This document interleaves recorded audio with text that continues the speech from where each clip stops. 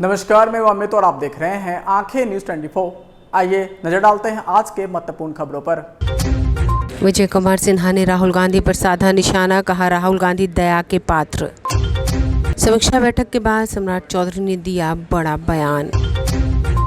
विशेष राज्य का दर्जा और विशेष पैकेज की मांग को लेकर जमा खान ने दिया बड़ा बयान। बक्सर से लोकसभा सांसद बनने के बाद अपने विधानसभा पहुंचे सुधाकर सिंह ने दिया बड़ा बयान। और मोदी 3.0 में कौन होगा लोकसभा स्पीकर, जाने रेस में किन लोगों के नाम। अब खबरें विस्तार से। इस खबर के प्रायोजक हैं Lohia Nagar Mount Carmel high school, Gyansthali high school और LMC कम्युनिकेशन। नमस्कार, मैं अमित और आप देख रहे हैं आंखें न्यूज 24। उप मुख्यमंत्री विजय कुमार सिन्हा का बयान सामने आया है, जिसमें उन्होंने फारूक अब्दुल्ला के बयान पर प्रतिक्रिया दी है। उन्होंने कहा कि देश को गरीब रखने वाले लोग एक मंच पर आकर खड़े हुए थे, चुनाव में राष्ट्र के विरोधी ताकतों के साथ मिले हुए हैं। उन्होंने देशभक्त प्रधानमंत्री को रोकने की कोशिश की थी, लेकिन देश की जनता ने अपने वोट से माननीय नरेंद्र मोदी का समर्थन किया और उन्हें प्रधानमंत्री बनाया। वहीं आगे विजय सिन्हा ने राहुल गांधी पर निशाना साधते हुए कहा कि राहुल गांधी दया के पात्र हैं, भ्रष्टाचारी आतंकवादियों का पांव पकड़कर चुनाव में जीतने की मानसिकता रखते हैं। हिम्मत है तो केरल से क्यों भागे थे, अमेठी उन्होंने क्यों छोड़ा था। आइए आपको सुनवाते हैं और क्या कुछ कह रहे हैं विजय सिन्हा। तेजस्वी यादव जी को पहले भी 4 मिला था, 4 की जरूरत कहां पड़ती है। जब मुक्ति धाम जाता है तो 4 की जरूरत पड़ती है। आर्मी की कार्रवाई से नहीं, बातचीत से माइक भाई इधर तो चला जाता है, इधर हमें तो देखिए, देश की आजादी को जिन लोगों ने गिरवी रखा और देश को कमजोर करने वाले को जिन लोगों ने पोषित किया है, इस चुनाव में उसकी झलक भी दिखाई पड़ी है। और तमाम देश को कमजोर करने वाले लोग एक मंच पर आकर खड़ा हुए हैं। ऐसे भ्रष्टाचारी मानसिकता के लोग कहीं न कहीं राष्ट्र के विरोधी तत्वों के साथ मिलकर एक राष्ट्रभक्त देश के प्रधानमंत्री नरेंद्र मोदी जी को रोकना चाह रहा था। लेकिन देश की जनता ने यह संदेश अपने जनादेश से दिया कि मोदी कल भी था, आज भी है और कल भी रहेगा। राहुल गांधी कह रहे हैं कि प्रियंका गांधी अगर वाराणसी के चुनाव लड़ती तो मोदी जी हार जाते 4 लाख वोट से। राहुल गांधी जी पप्पू हैं, आज भी ये पप्पू दया के पात्र हैं। आतंकवादी, उग्रवादी, भ्रष्टाचारी और अपराधियों के उसके पांव पकड़ करके ये चुनावी राजनीति में सफलता प्राप्त करने का मानसिकता रखते हैं। अरे हिम्मत है तो केरला क्यों भागे थे, अमेठी क्यों छोड़े थे, क्यों अमेठी से चुनाव नहीं लड़े थे। दया के पात्र लोग जो राष्ट्र को कमजोर करने वाले अपराधी, आतंकवादी, उग्रवादी और भ्रष्टाचारी की मानसिकता को पोषित करने वाले की जमात के साथ मिलकर चुनाव में तत्कालिक लाभ उठा सकते हो। अस्थाई जनादेश न मिला है न मिलेगा। निश्चित तौर पर सारे लोगों ने ईमानदारी से मेहनत किया है। कार्यकर्ता हमारे हर विपरीत परिस्थिति में जूझते रहे। तमाम देश के और राज्य के वैसे मानसिकता जिसका एक सूत्री अभियान था, मोदी को रोको। उसके बाद भी जनता ने मोदी जी के नाम पर 30 सीट बिहार के अंदर दिया है। और जो हम लोग हारे हैं सीट, वो सब जानता है कि आज मंथरा और कैकेयी के मानसिकता के कारण जो हम पीछे रह गए, भविष्य में ये पीछे नहीं रहेगा। 2/3 बहुमत से एनडीए गठबंधन बिहार में सरकार बनाएगी और हर बिहारी गौरवान्वित महसूस करे, बिहार को गाली बनाने वाले को सबक सिखाएगा। बिहार भाजपा कार्यालय में हो रही समीक्षा बैठक के बाद बिहार के उप मुख्यमंत्री सम्राट चौधरी का बड़ा बयान सामने आया है। उन्होंने कहा कि चुनाव में जहां बीजेपी कमजोर हुई उन चीज़ों पर समीक्षा हुई, वहीं प्रदेश पदाधिकारियों के साथ 100 में से 75 बीजेपी को जनता ने अंक दिया है। हम 90% अंक प्राप्त करना चाहते हैं। आने वाले विधानसभा चुनाव में हम अपना अंक बढ़ाना चाहते हैं जो इस चुनाव में मिला है। वहीं आगे उन्होंने पत्रकारों के सवालों के जवाब में कहा कि राहुल गांधी ने कहा था कि अगर प्रियंका वाराणसी से नरेंद्र मोदी के खिलाफ चुनाव लड़ती तो नरेंद्र मोदी वहां भी हार जाते। वहीं राहुल गांधी को सलाह देते हुए सम्राट चौधरी ने कहा कि इस बात का ध्यान रखना चाहिए कि पंडित नेहरू के बाद जितनी भी कांग्रेस की सरकार बनी है वो सहानुभूति पे बनी है। आइए आपको सुनवाते हैं और क्या कुछ कह रहे हैं सम्राट चौधरी। हम समीक्षा कर रहे हैं और हम अपने पार्टी के पदाधिकारी जो लगे थे उनका क्या अनुभव था, पार्टी कहाँ कमजोर थी, कहाँ मजबूत थी। 75% मार्क्स आए, बिहार की जनता ने दिया है। हम चाहते हैं कि 90% मार्क्स मिले और आगे के चुनाव में, विधानसभा के चुनाव में हम 90% मार्क्स लाएं, इसकी कल्पना के साथ आगे जदयू ने मगर एनडीए को नेतृत्वकर्ता के रूप में नीतीश कुमार को ही घोषित कर दिया, बीजेपी से सहमत है? तो हमने कहा 1996 से आदरणीय नीतीश कुमार जी के नेतृत्व में हम काम कर रहे हैं और आगे भी करेंगे। नरेंद्र मोदी जी को 292 सीट, राहुल गांधी जी को ये ध्यान रखना चाहिए इस देश में पंडित नेहरू के बाद जितनी भी कांग्रेस की सरकारें बनी वो सिंपैथी पे सरकार बनी। श्रीमती इंदिरा गांधी जी की हत्या हुई तब उनके पिताजी को थम्पिंग मेजोरिटी आया। 1991 जब उनकी पिताजी की हत्या हुई तब सिंपैथी के आधार पर उनको वोट दिए गए। नरेंद्र मोदी जी विकास विकास और विकास, देश के संविधान को उचित ढंग से काम करने वाले ये पहले प्रधानमंत्री मिले। तो उनके विकास के सपने के मॉडल को, आरक्षण के मॉडल को इस देश के लोगों ने 293 उम्मीदवार को जिताकर समर्थन देने का काम। रोहिणी भी आज सिंगापुर लौट रही है। लौटना ही था, हमारी बहन है।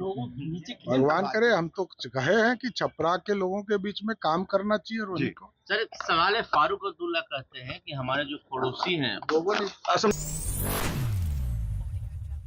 जमा खान ने मंत्रिमंडल में विभागों के बंटवारों पर कहा कि अभी कई मंत्रिमंडल पर बंटवारा बचा हुआ है, आगे मंत्रिमंडल में उलटफेर हो सकता है। उन्होंने स्पष्ट तौर पर कहा कि नीतीश कुमार शांति के लिए जाने जाते हैं। उन्होंने कहा कि आने वाले दिनों में बिहार में और भी विकास होगा। विपक्ष को जो लगता है करे, हम उनकी आलोचना नहीं करते। आगे उन्होंने कहा कि बिहार को विशेष राज्य का दर्जा और विशेष पैकेज की मांग हमारी पुरानी है। नीतीश कुमार जो पहले भी इस काम को लेकर लगे रहे हैं और आगे भी लगे रहेंगे। आइए आपको सुनवाते हैं और क्या कुछ कह रहे हैं मंत्री जमा खान। जो सवाल खड़े कर रहे हैं उनको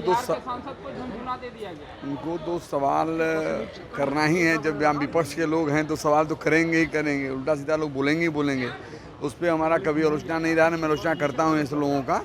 निश्चित तौर पर जो सरकार बनी है हम लोग संतुष्ट हैं। हमारे नेता नीतीश कुमार जी पे हम लोगों सबको बिलीव है, विश्वास है। नेता ने जो निर्णय लिया है उसी पर हम लोग चलते हैं, चलते रहेंगे। नहीं, सरकार तो बना लिया, पर कितने साल ये सरकार चलेगी? 2 साल या 2.5 साल? बैसाखी पर है ये तो बैसाखी मतलब नहीं है। आपसी प्रेम मोहब्बत सौहार्द बनकर ये सरकार बनी है, जिसका नेतृत्व नीतीश कुमार जी ने किया है। निश्चित तौर पर नीतीश कुमार जी इसको सरकार को हम लोग 5 साल चलाएंगे। नीतीश कुमार जी के नेतृत्व में बिहार ने उनको सपोर्ट किया है, आगे भी करेगा। अच्छा, मंत्रिमंडल विस्तार हुआ, अल्पसंख्यक को मंत्री नहीं बनाया गया, इसको लेकर विपक्ष के लोग सवाल खड़े कर रहे हैं। सर तो बात की बात है, उस पर अभी तो बहुत सारा चीज़ें हैं जो बदले जाएंगे। जो आप जानते हैं विस्तार बहुत कुछ नहीं हो पाया है। अभी बहुत ऐसे हैं डिपार्टमेंट है जो नहीं दिया गया है, उसमें उलटफेर हो भी सकता है। सर, मुख्यमंत्री नीतीश कुमार चंद्रबाबू नायडू के शपथ ग्रहण में जाने वाले थे, अचानक नहीं जा रहे। अब वो ही नहीं बताएंगे इसका मामला क्या है। हम जाना नहीं जाना, आपकी भी जानकारी, भी जानकारी नहीं थी।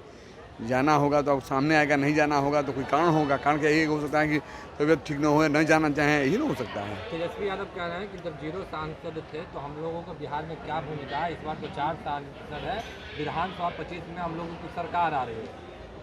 सरकार आएगी नहीं आएगी वक्त समय बताएगा। ये जनता के ऊपर है, किसी ऊपर नहीं है। ये जनता जनार्दन उसको चाहेगी, वो जज है, वही आ सकता है, वो बात की बात है। रही सवाल कि जो हमारा गठबंधन हुआ, जो हम लोग दिल्ली सरकार को बनाए, एनडीए में बना, तो निश्चित तौर पर बिहार में विकास होगा। बिहार के विकास के लिए हमारे नीतीश कुमार जी बड़ा परेशान रहते हैं, आप भी जानते हैं। उनका विचार यही है कि बिहार का विकास हो, उसके लिए हम लोग आगे भी कदम बढ़ाएं।